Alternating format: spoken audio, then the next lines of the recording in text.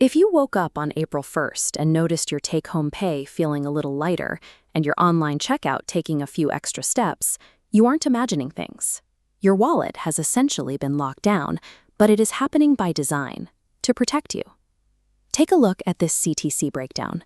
For years, corporations used a mathematical trick, shrinking basic pay down to 30% and packing the rest into tax-friendly allowances. By keeping this base artificially low, they legally minimized money dropped into the Provident Fund bucket. For a long time, employees welcomed this setup. A smaller retirement contribution meant a larger paycheck at the end of the month, maximizing immediate cash flow for rent, groceries, and daily spending. But that creative accounting left a systemic gap in the nation's long-term Social Security framework. Millions of workers were heading toward retirement with heavily underfunded safety nets, forcing the government to step in and rewrite the rules. The new legal mandate dictates basic pay make up 50% of your CTC, permanently shrinking allowances. Consequently, mandatory Provident Fund deposits scale up. You build a larger retirement corpus, but immediate take-home pay drops as a direct result of these heavy contributions. Across the wider economy, labor-intensive sectors like IT services, retail, and hospitality are suddenly absorbing sudden, unavoidable spikes in their mandatory payroll costs. At the same time, companies have lost the ability to hold an exiting employee's funds for 30 to 90 days. Under the new guidelines, all final dues, from unpaid salary to leave encashment, must be settled within 48 hours of a worker leaving. The state has made a clear calculation. Ensuring workers have a robust, heavily funded pension and immediate access to their final paychecks is more critical than corporate cash flow or an individual's short-term spending power.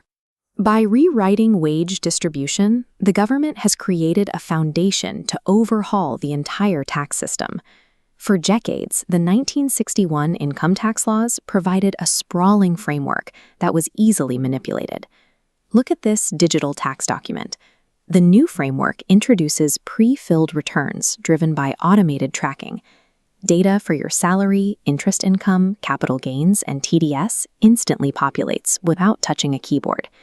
This automation specifically targets the house rent allowance, or HRA. Historically, millions of people lowered their taxable income by submitting fake rent receipts for properties they didn't actually pay for. As shown in this diagram, the traditional paper receipt is gone.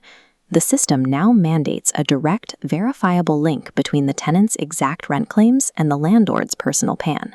By tying your financial history to exact biometric indicators like fingerprints and iris scans, any discrepancy instantly renders your financial identity inactive.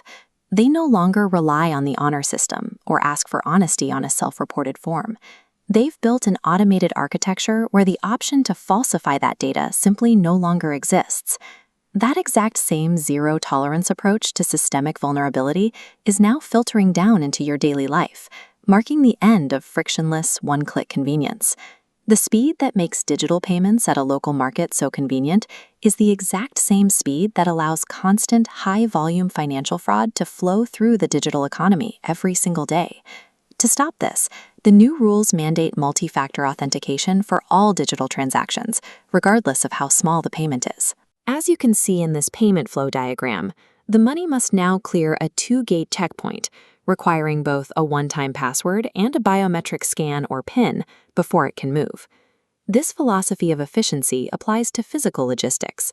To prevent users from hoarding multiple train tickets and canceling at the last minute, the government has pushed the cancellation window for a refund back to 8 hours prior to departure, protecting the limited seating capacity of public infrastructure. Similarly, tools like the FasTag annual pass are seeing slight, continuous cost adjustments to keep the extensive toll infrastructure funded without hitting the public with sharp, sudden price hikes. Every OTP requirement, every cancellation limit, and every mandatory data link is an intentional micro-friction injected into your routine. In this new framework, unchecked convenience is viewed as the enemy of security. The era of creative accounting, whether for the common citizen navigating their monthly budget or the massive corporation managing payroll, is officially dead. You can no longer artificially inflate your monthly cash flow, easily fudge your rent deductions, or bypass payment security walls for the sake of speed. The core philosophy of this new Indian financial year is automated compliance. The system no longer trusts the individual or the company to voluntarily choose security. It simply mandates it at the code level. Your everyday financial flexibility has been deliberately restricted, but in exchange, these April 1st rules guarantee a future with minimized digital fraud, inescapable corporate accountability, and a mathematically robust safety net waiting for you at retirement.